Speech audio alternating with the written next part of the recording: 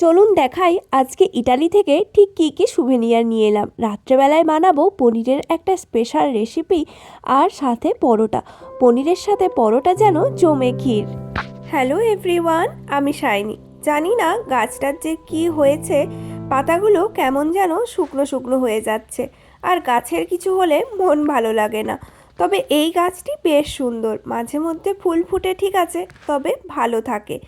আজকে আপনাদেরকে দেখাবো যে ইটালি থেকে ঠিক কোন কোন সুভেনিয়ার আমি নিয়ে এসেছি। যে কোনো জায়গা ঘুরতে গেলেই কিছু সুভেনিয়ার তো সেখান থেকে নিয়ে আসাই হয়, যেটা দেখে আমরা সেই জায়গার কথা মনে করতে পারবো, আর যেটা সারা জীবন না হোক কিছুটা দিন তো আমাদের সাথে থাকবে। তাই সেখান থেকে তার কিছু বিখ্যাত জিনিসপত্রই আমি নিয়ে এসেছিলাম। যেমন রোমান কলোসিয়াম, এটা তো সবাই জানেন সপ্তম আশ্চর্যের মধ্যে একটি। তারপরে নিয়েছি একটি ট্রেভি ফাউন্টেন, তবে এটিও রোমান সভ্যতার এক অন্যতম নিদর্শন। তবে কি জানেন, ইটালিতে সব কিছুর দাম তুলনামূলক অনেক কম। এটি একটি ভেনজিয়া লেখা গন্ডোলার সাথে ফ্রিজ ম্যাগনেট, আর এটি হলো পুরো রোমের ইটালিতে লেখা একটি ফ্রিজ ম্যাগনেট। ফ্রিজ ম্যাগনেটগুলো বেশ ভালো, নিজেদের ব্যবহারের জন্যেও আর ঘরে রাখার জন্যেও। এটিতে তো আবার ভ্যাটিকান, কোলোসিয়াম, ট্রেভি সাথে রোমা সব কিছু একসাথে লেখা আছে। ইটালির ভেনিসে গেছি আর সেখান থেকে গন্ডোলা নিয়ে আসবো না, তা কি হতে পারে? গন্ডোলাতে উঠেও যেমন ভালো লেগেছিল, তেমন গন্ডোলাগুলোকে দূর থেকে দেখতেও বেশ ভালো লাগছিল। যখন থেকে গেছিলাম এই সুভেনিয়ারটি দেখার পর থেকে আমার ইচ্ছে ছিল যে একটি গন্ডোলা সাথে করে নিয়ে যাব। আর এই হলো ভেনিসের বিখ্যাত মুখোশ। এই মুখোশটা আরও অনেক প্রাচীনকালে ভেনিসের মানুষজন ব্যবহার করতেন। এই যে গন্ডোলাটি দেখছেন, এটা কিন্তু সোলার লাইট দ্বারা সুন্দরভাবে নিজে দুলতে থাকে। বেশ সুন্দর, তাই না? চলুন সব কিছু তাহলে এরপর গুছিয়ে রেখে দিই, আর এগুলো যখন বাড়ি নিয়ে যাব তখন নিয়ে যাব, আর কিছু এখানে ব্যবহার করব। আজকে রাতের খাবারে বানাবো পনির।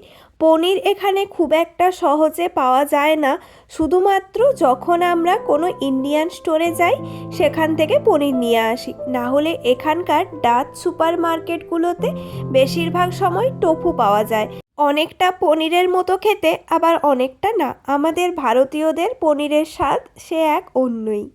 নেদারল্যান্ডসে বিভিন্ন ভারতীয় আর এশিয়ান গ্রোসারি স্টোরগুলোতে পনির পাওয়া যায়।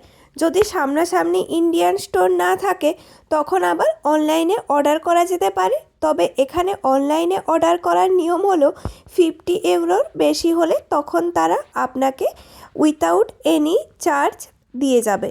এখানে little India, grocery hub, amazing India এই টাইপের বেশ কিছু দোকান আছে, যেখানে ইন্ডিয়ান জিনিসপত্রের সাথে সাথে ইজিলি পনিরও পাওয়া যাবে। তবে এখানকার ডাচ সুপার মার্কেটে যেহেতু পাওয়া যায় না, আর আমাদের বাড়ির খুব একটা সামনে পনিরের বা ইন্ডিয়ান সুপার মার্কেট নেই, তাই যখন যাই তখনই নিয়ে আসি। কিন্তু নেদারল্যান্ডস মিল্ক প্রোডাক্ট যেমন দুধ, দই এই সবের জন্যে এত বিখ্যাত, বিশেষ করে চিজ। কিন্তু আমি বুঝতে পারি না যে এখানে পনির কেন তৈরি করা হয় না। পনিরও তো একটা দুগ্ধ প্রোডাক্টের মধ্যেই পড়ছে, তাই না? যখন ছোটোবেলায় ক্লাস 7-8-এ পড়তাম তখন বইয়ে পড়েছিলাম যে নেদারল্যান্ডস গবাদি পশু, বিশেষ করে গরু এবং এই ডেয়ারি শিল্পের জন্য বেশ বিখ্যাত। তখন থেকেই মনের মধ্যে গেঁথে রয়ে গেছে। তবে এই কোশ্চেনটা মনের মধ্যে মাঝে মধ্যেই উকি দেয় যে এত বিখ্যাত, তাও এখানে পনির কেন তৈরি হয় না? তার উত্তর যদি দিতে হয় তাহলে কোনো এক ডাচ মানুষের সাথেই কথা বলতে হবে। তো সেরমই আমি জানতে পেরেছি যে এখানকার মানুষজনের একটা ঐতিহ্য আছে। এনারা গ্লোবালি বিখ্যাত এনাদের চিজ তৈরির জন্যে। তাই বেশিরভাগ সময়েই তারা প্রচুর দুধ এই চিজ তৈরির কাজে ব্যবহার করে। আর নিজেদের খাবারের ডায়েটে যেহেতু এনারা পনির ব্যবহার করেন না, এটি ভারতীয় বা এশিয়ান খাবারের অন্তর্ভুক্ত, তাই এনারা পনির তৈরিতে খুব একটা বেশি জোর দেন না। পনির মূলত ভারতীয় উপমহাদেশীয় খাবারের একটি গুরুত্বপূর্ণ উপাদান, যা কারি, সবজি বা ভাজার মতো বিভিন্ন পদে ব্যবহার হয়। ডাচদের ঐতিহ্যবাহী রান্নায় পনিরের মতো একটি টাটকা, লবণবিহীন এবং না গলে যাওয়া চিজ ব্যবহারের প্রচলন নেই। তাদের খাবারগুলো সাধারণত মাংস, আলু এবং সবজি কেন্দ্রিক হয়, যেখানে পনিরের কোনো স্থান নেই। তাই ডাচরা এই পনির তৈরিতেও খুব একটা বেশি জোর দেন না। যেহেতু পনিরের চাহিদা খুব একটা বেশি মানুষজনদের মধ্যে নেই, তাই অনেকে পনির যদি তৈরি করেন তাহলে সেটি বাণিজ্যিকভাবে খুব একটা বেশি লাভবান হবে না। তাই এনারা বিশেষ করে চিজ তৈরিতেই জোর প্রদান করে থাকেন। চলুন, আজকে কিন্তু আমি বানাচ্ছি একটা পনিরের স্পেশাল রেসিপি, যেটা বলতে পারেন শাহী পনির। যার জন্যে কড়াইতে তেল, জিরে ফোড়ন দিয়ে পেঁয়াজগুলো ভাজা ভাজা করার জন্য দিয়ে দিয়েছি। এরপর 1 টেবিল স্পুন মতো জিঞ্জার আর গার্লিকের পেস্ট দিয়ে দিলাম। হাফ টেবিল স্পুন মতো সল্ট দিয়ে দিলাম। এরপর কিছুটা পরিমাণে ক্যাপসিকাম, যেটা বাড়িতে বাড়তি পড়েছিল, কাজে লাগছিল না, তাই নষ্ট হওয়ার জায়গায় এই রান্নার মধ্যেই দিয়ে দিলাম। এরপর এর মধ্যে হালকা পরিমাণে ঈষৎ উষ্ণ গরম জল দেব, যাতে সব মশলাগুলো ভালো করে মেল্ট হয়ে যায়। এরপর ওই রুটিন যে ডেলি মশলা থাকে, জিরের গুঁড়ো, ধনে গুঁড়ো, হলুদ গুঁড়ো আর লঙ্কার গুঁড়ো খুব অল্প পরিমাণে দিয়ে কুক করার জন্য ছেড়ে দেব।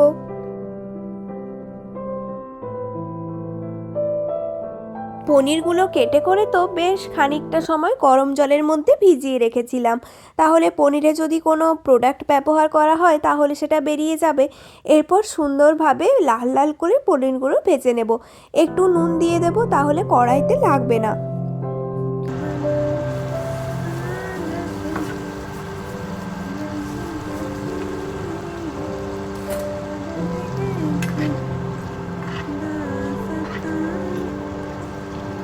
পনিরের সাথে আজকে বানাবো পরোটা, যার জন্যে একদিকে আটা মেখে নিয়েছি আর পরোটাগুলো মেলেও নিয়েছি। বেশ সুন্দর এই ত্রিকোণা পরোটাগুলো দেখতেও ভালো লাগে আর খেতেও ভালো লাগে। এই পনিরগুলো ভাজা হয়ে যাওয়ার পর এখানে পরোটাগুলো লাল লাল করে লো স্টিমে কুক করে নেব, কারণ এখানে পরোটা হতে বেশ অনেক সময় লেগে যায়। পনিরগুলো তো ভাজা হয়ে গেল, এরপর তাহলে এক এক করে পরোটাগুলোও দিয়ে দিই। আমি একসাথে প্রায় 3-4টে পরোটা করে নিই, তাহলে ধীরে ধীরে হতে থাকে আর একবার করে পাল্টে দিলেই হয়ে যায়। আর এদিকে মশলাটা ভাজা হচ্ছে হোক, ওইদিকে তখনকে আমি একটা পেস্ট বানিয়ে নিই, যার মধ্যে দেব 8 থেকে 10টা কাজু বাদাম, সাথে এলাচ, লবঙ্গ, দারচিনি, টমেটো আর পোস্ত দিলে হয়, তবে পোস্তটা আমার আবার এই রান্নাতে অতটা ভালো লাগে না। এরপর পেস্টটা বানিয়ে নেব।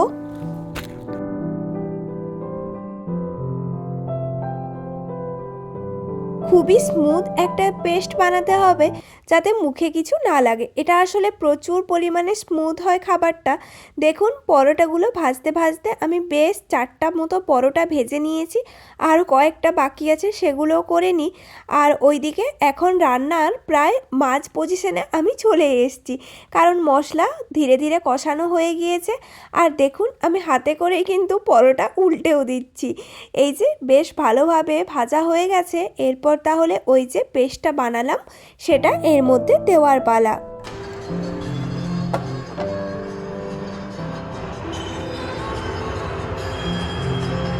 আমার মতো কে কে আছেন জানাবেন। আমি রান্না করার সময় সব সময় গান চালিয়ে দিই, আর গান শুনতে শুনতে রান্না করতে বেশ ভালো লাগে। কখন যে সময়টা পেরিয়ে যায় বুঝতেই পারি না। দেখুন, সুন্দরভাবে মশলাটা ভাজা হয়েছে। এরপর ওই পেস্টটা বানিয়ে এরপর কন্টিনিউয়াসলি নাড়তে হবে, যেহেতু কাজু দেওয়া আছে, না নাড়লে নিচে লেগে যাবে।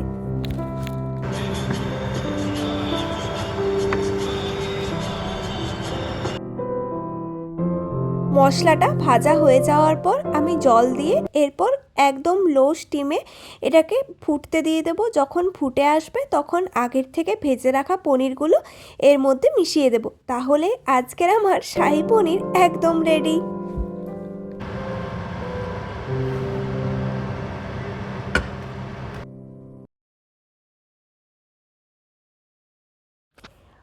পনিরটা এরপর ভালো করে এর সাথে মিশিয়ে একদম সুন্দর ভাজা ভাজা করে নিতে হবে, তাহলে এর মধ্যে বেশ ভালো একটা ফ্লেভার আসবে। আর ওপর থেকে 1/2 টেবিল স্পুন মতো আমি বাটার দিয়ে দিলাম।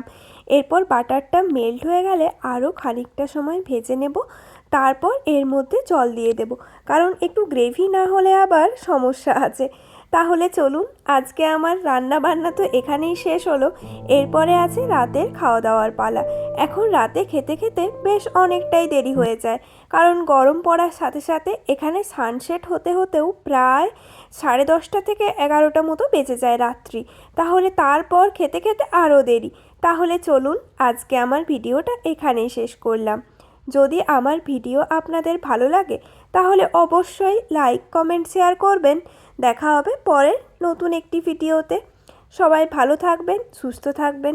Thank you so much. অবশ্যই বেল আইকন ক্লিক করে রাখবেন, যাতে আমার নতুন সব ভিডিওর আপডেট আপনারা পেতে থাকেন।